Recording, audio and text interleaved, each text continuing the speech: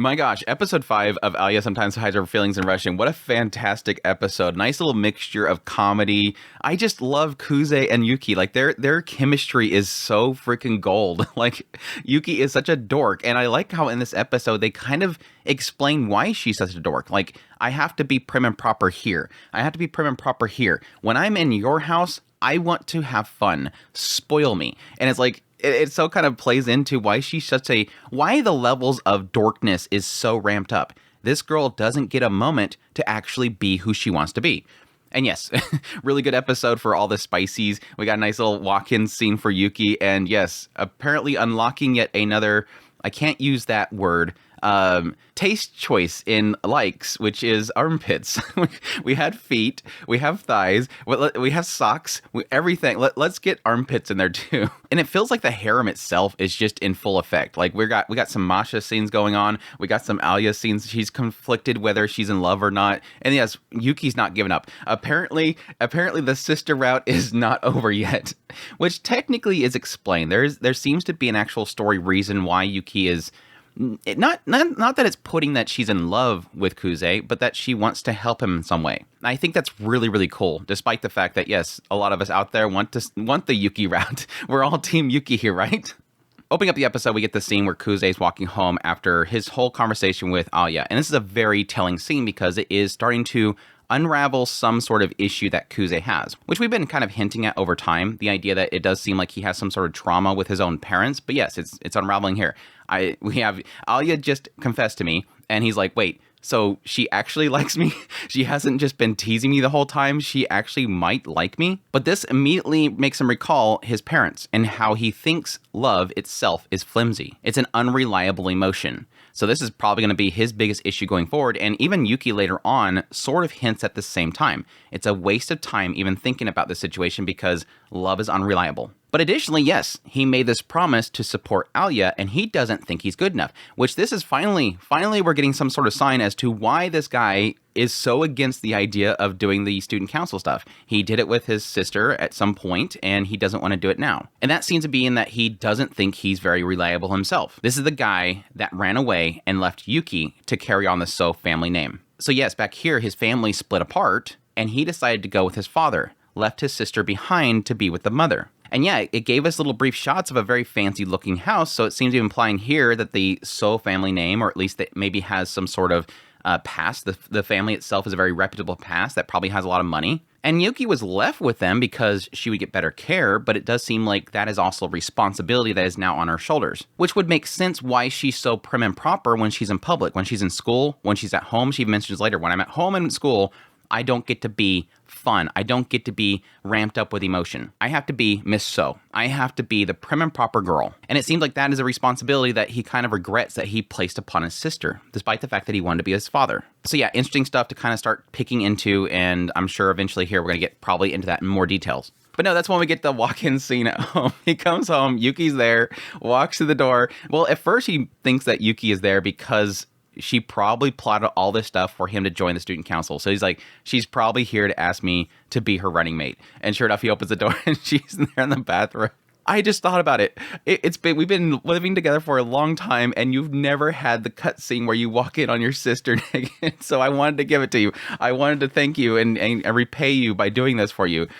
Yuki's so fantastic. I love her. And again, it's like this whole play off of these, like, no, you're just thinking about your stupid manga and your stupid otaku stuff. And she's like, you looked at it. You liked it. But I will, for once, agree with Kuz and not Yuki in the situation, though she did seemingly agree. Seeing full on is not as good as teases. It's all about the teases. And he even confirms it later on with the armpit thing.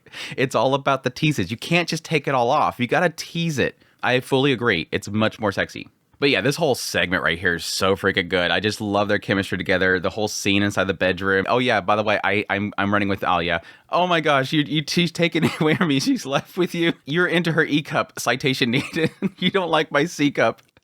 You could take my first time. Go ahead, grab it. Oh wait, that's right. You've already taken my first time. What are you talking about? Oh, don't tell me. You actually forgot that time that you took my first time. It's because you ran into me and you fell right into my thighs and grabbed my chest.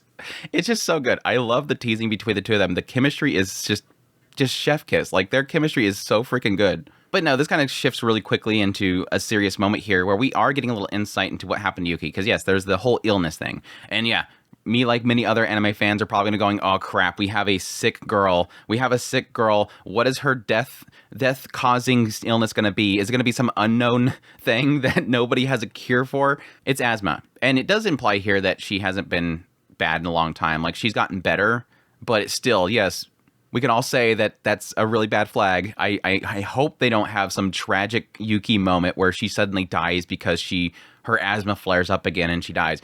Please don't. Please don't. But no, this is where it was like a little bit of a gut punch in the idea that he's telling her, you should probably curb your energy, like chill out a little bit. And she's like, I do that at school. I do that at home. Spoil me here. I'm like, poor girl, dude. I love that. Brushes her hair and then she looks up and says, you love me the most. I know that you're not going to abandon me. Because yes, he's basically chosen Alya and he feels that she's kind of upset about that. And no, she's like, no, I know that you love me more. And I was like, yeah, good girl. She says, I'm an understanding girl. I'll accept cheating on me for an episode or two, but when you get bored of Alya, you can come back to me. Her little faces and her little giggles are just so freaking cute. But no, again, another little gut punch. When she leaves the room, she says he's found somebody to motivate himself. And I wanted to be the one to do that, but I'm not going to lose. It's a very telling statement there. Again, the assumption here is based on the comments that he made at the opening of the episode. This idea that he doesn't find love to be a reliable emotion, and the idea that he is not a reliable person, that he can't support her. And it does imply the idea that that's what Yuki wanted. She wanted him to support her to become president, to show that he is somebody that can be relied on, that he seemingly has some sort of issue with thinking that he's not good enough. And it seems like Yuki, the whole reason why she wanted him to run with her was because she wants to bolster his confidence. So it seems like she's okay with, okay, he's found somebody, it's Alya. He can support Alya. Hopefully that's the way that he can get his confidence back. But still, in the end, but I don't want that. I want to be the one that does that. I want to be the one that picks him up and onto his feet and helps him out. I want to be the reliable sister, or possibly more. Because again, they're not technically sister and brother. I like how they've opened this up to the door of the idea of having a sister relationship because, by the way, they're not actually family anymore. They broke it. The family have split. So technically, I think it could be legal. I don't know. I don't know Japanese law in if a divorce happens and you split family names, if it's legal. But no, I'm still rooting for Yuki. Yuki, best girl. I'm sorry, Alya. I love Alya too, and I'm all for the why not both? Why not all three? Why not Masha, Alya, and Yuki? But still, I got to support my girl. And then yes, the next morning we get the scene that we've been flagging since episode 2. She said she was going to do it. In episode 2, she said that she was going to hide under his bed and attack him like a tentacle monster, and she finally did. The moment he woke up, he's like, crap, she's probably upset. She probably cried all night. No, she wouldn't do that. Gets up, grabs his leg, and she's stuck down there. She's stuck down there. It was so good. I love it. Again, their chemistry is just so freaking good. Anyways, the second half of the episode is pretty much to Alya and the idea that the moment that he comes to school, she's getting Tokidoki. Now, there is a part of it that, yes, it can be explained that Kuz apparently had a good night's sleep. He was nice and rested, but yet he's still hungry. But no, he seemingly is more alert. And Alya immediately thinks, oh, he's trying to do better for my sake. Because, yes, if they're going to be running mates, he needs to start shaping up, because if he stays the way he is now, where he's sleeping in class, he's barely paying attention, he's pretty much a delinquent, everything that she kind of hates, somebody that doesn't work hard, it's going to look bad when he's on the ticket and everybody's going, why are you running with that guy that's kind of useless? So it does make her think that, he's doing it for me. And yes, he does have sort of an extra coolness about him, which is obviously from the fact that she's in love and she just doesn't realize it. It was cute, though, seeing Alya kind of make that misconception of what he's doing and then completely be flustered about it. I could never be in love with a fool like him, and just storms off, and he's like, oh, good, she's back. But no, yes, we did get a spicy scene, 2 spicy scenes with Alya. It seems like, again, this is the point in which the harem itself is just going on full steam. The moment that Alya, checks his temperature, lifts up her hand to tie her hair, and you see the nice shot under the armpit.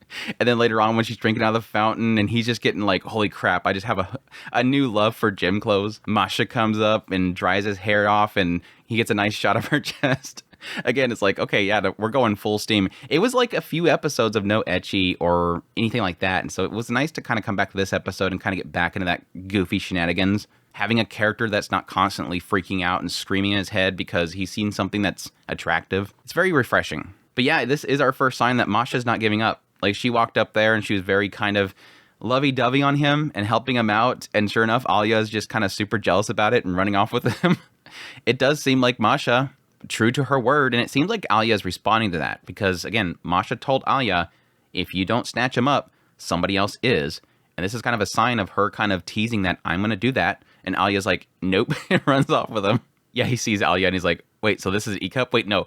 Yuki said that it was citation needed, so maybe not. But yeah, the episode wraps up with us meeting Chisaki and seeing how violent she is and seemingly how the president is perfectly fine with her smacking the crap out of him. It was so dorky, her saying that she can't hold back her power like a chuny, and he's like, it's okay, I build up my body so that I can withstand it. But no, it pretty much wraps up the episode with him saying that he's going to be running with Alya. So here it goes. It has started. Alya looked really happy when he said that too, right in front of everybody, especially probably Yuki. She's like, good, I beat against Yuki.